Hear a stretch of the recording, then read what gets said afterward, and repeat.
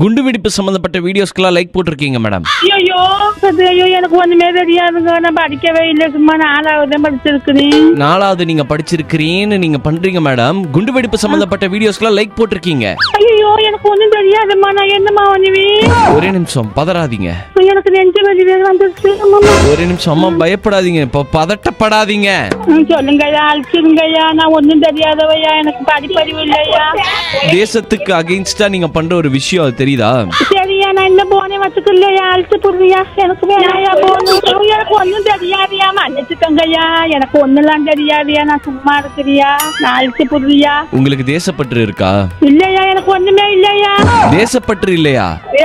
என்னடி என்னமா கேக்குறாடி? எனக்கு ஒண்ணும் தெரியலையடி, எனக்கு ஒண்ணுமே தெரியாதியா. அம்மா உங்களுக்கு ஒண்ணு, அம்மா நீங்க இப்படி பேசாதீங்க, எனக்கு பதறுது, எனக்கு நெஞ்சு வலி வந்துரும். அது நானே முடியாம இருக்கு.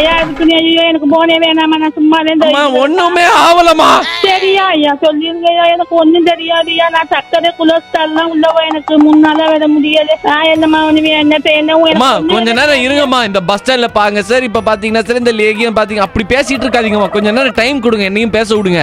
சொல்லுங்க ஐயா. நீங்க ஹார்ட் பேஷண்ட் தானே, கொஞ்சம் தயவு செஞ்சு பொறுமையா இருங்க. மீண்டும் ஒரு முறை இங்க மீ செய்ய முறுக்கே வந்திருக்க முடிஞ்சா அப்படி பேசாதீங்க. கொஞ்சம்னா புழல் ஜெயில போட்டிருப்பாங்க என்னைய.